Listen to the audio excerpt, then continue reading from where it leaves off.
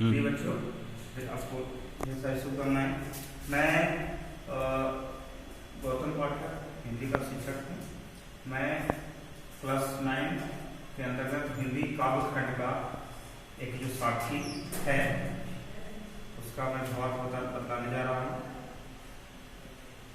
इसके जो कवि हैं वह संत कबीरदास, उन्होंने बतलाया है इस साखी के माध्यम से कि ऊंचे कुल का जन्मिया जेकर नी ऊंच न होई, सुवर्ण कलश सुरा भरा साधु निंदा सोई। एक बार और पढ़ेंगे। ऊंचे कुल का जन्मिया जेकर नी ऊंच न होई, सुवर्ण कलश सुरा भरा साधु निंदा सोई। प्रस्तुत साखी हमारी हिंदी पाठ्य पुस्तक क्षितिज के काव्य खंड से दी गई है, कवि के साखी से दी गई है, जिसके कवि कबीरदास ने उन्होंने बताया है साखी के माध्यम से कि ऊंचे कुल में अगर जन्म लेकर के उसकी करनी अच्छी नहीं है, उसके कार्य अच्छे नहीं है, तो वह बदनाम है, उसको समाज में सर्वत्र निंदा होती है। और अगर वह नीचे कुल में और अच्छा कार्य करता है, उच्च दर्जे का कार्य करता है, तो उसे श्रेष्ठता हासिल होती है, तो उसको बड़पन होता है, उसका मान सम्मान उसे मिलती है। तो कुल के ऊंचे कुल के जन्म लेने और नीचे कुल के जन्म लेने का मतलब नहीं है। करनी अच्छी होनी चाहिए, आपके कार्य अच्छे होने चाहिए, तब मान सम्मान आपको समाज में मिलेगा। ठीक उसी प्रकार सुवर्ण कलश सुरा भरा साधु निंदा सोई। सोने के पात्र में अगर शराब को भर दीजिए तो उसकी सुगंध जो है कहीं नहीं जाने वाली है, उसकी सर्वत्र निंदा होती है, सज्जन उसकी निंदा करते हैं। उसी प्रकार से ऊंचे कुल में जन्म लेकर के करनी आपकी अच्छी नहीं है तो आपको मान सम्मान समाज में नहीं मिलेगा। नीचे कास्ट में है, नीचे कुल में जन्म लिए है, लेकिन कार्य आपका अच्छा है तो आपको समाज में मान सम्मान मर्यादा आपको बरकरार रहेगा। हर जगह आपको मान सम्मान मिलते रहेगा। इसलिए व्यक्ति कर्म से पहचाना जाता है, कर्म से उसके करनी को जाना जाता है।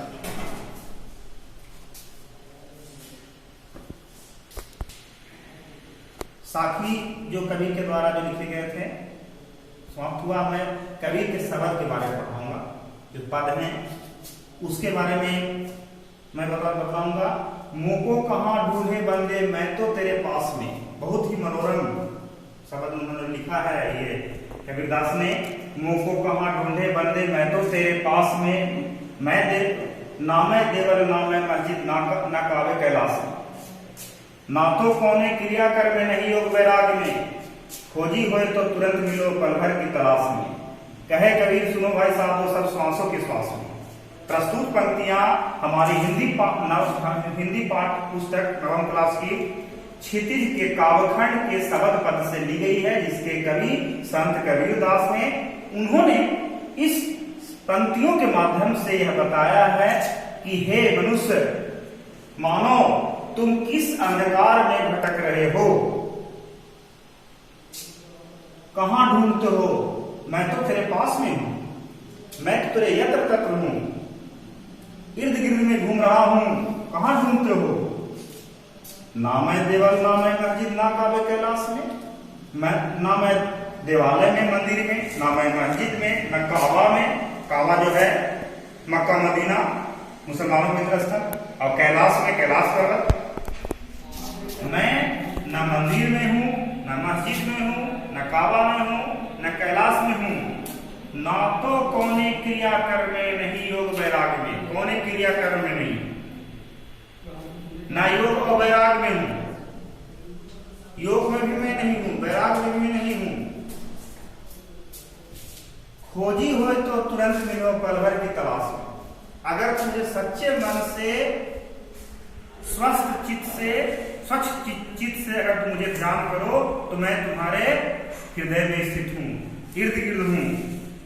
तुम मुझे ज्ञान के अंधकार में तुम यत्र तक मुझे खोज रहे हो, भटक रहे हो, मैं तो तेरे पास में हूं, तुरंत मिली हो पल भर की तलाश में। कहे कभी सुनो भाई साधो सब श्वासों के श्वास में। प्रत्येक जीवों में भगवान का वास है, प्रत्येक जीवों में भगवान का वास है। अतः संत कबीरदास ने बतलाया है कि हे साधु, हे सज्जन, तुम किस भ्रमजाल में पड़ रहे हो, तुम परमात्मा को के दर्शन नहीं कर पा रहे हो, क्योंकि तुम्हारा चित्त जो है वह स्थिर नहीं है, इसी कारण तुम इधर उधर भटक रहे हो। ईश्वर अर्थात मैं तो तेरे श्वासों के श्वास में, हर एक श्वासों के श्वास में, हर एक जीवों में मेरा निवास है। अतः इस शब्द के माध्यम से संत कबीरदास ने ईश्वर के रूप को, दर्शन के बारे में बताया है। ईश्वर कहीं नहीं होते, ईश्वर का निवास प्रत्येक जीवों के अंदर। अब मैं दूसरे शब्द में बतलाऊंगा आप लोगों को।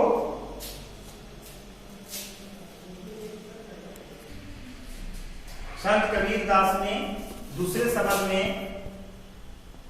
के माध्यम से यह बताया है कि संतो भाई आई ज्ञान की आंधी रे, भ्रम की टाटी सवै उड़ानी माया रहे न बांधी, हिति चित की दो थुनी गिरानी मोह बलिंदा टूटा, तृष्णा छानी परिघर उपरी कुवदी का भांडा फूटा, जोग जुगति करी संत बांधी मिर्चू चुए न पानी, कूड़ कपट काया का निकस्या हरि की गति जब जानी, आंधी पीछे जो जल उठा प्रेम हरि जन भीना कहे कबीर भान के प्रगटे उदित भयातम कीना। इस दूसरे शब्द में संत कबीरदास ने इसके माध्यम से बतलाया है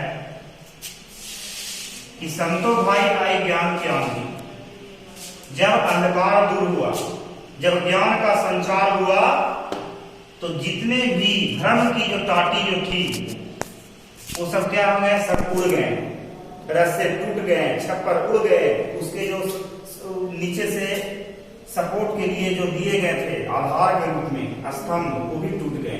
यानी जब दिमाग से जब भ्रम का जाल जब टूटा, जब ज्ञान का संचार हुआ, तो सब आंधी की भांति क्या हो गया, टाट उखड़ गए, उड़ गए।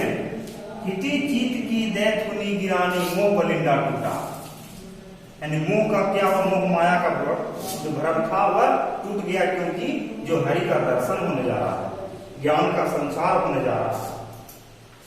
तृष्णा छानी परिहर उपरी कुवदी का भांडा फूटा, भांडा में छुटा गया, जो मोह माया प्रेम जो था वो सब जो जितने प्रकार के विकार थे उसका भांडा टूट गया, मुझे नए जीवन का संचार हुआ।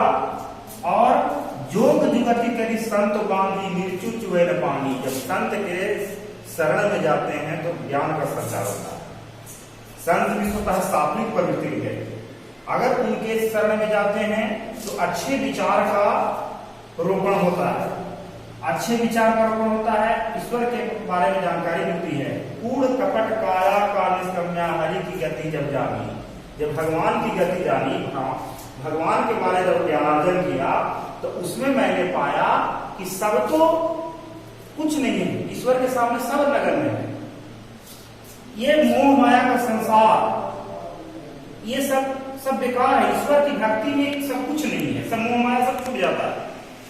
आंधी पीछे जो जल उठा प्रेम हरि जन भीना, जब आंधी चलती है तो बारिश की संभावना होती है। उसी प्रकार से जब ज्ञान का संचार हुआ, जब ज्ञान की बारिश हुई, तो सभी भक्त उस ज्ञान रूपी वर्षा में सब लोग नहा लिए, उन्हें एक दया ज्ञान का संचार हुआ। कहे कबीर भान के प्रकटे उदित भया तमखीना, सारा प्रकार का जितना चित्त में दुष्विकार था सब दूर हो गया, जब हरि के बारे में विस्तृत ज्ञान मुझे मिला, हरि के दर्शन हुए, हरि के बारे में जानकारी मिली, तो सारा जितना भी मन के जो दुष्विकार थे वो सारे विकार सब खत्म हो गए।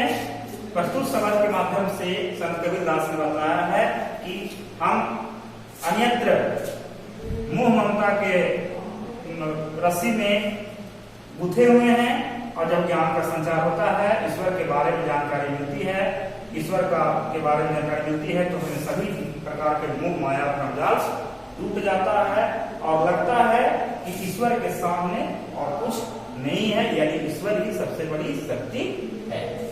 That's all. Thank you.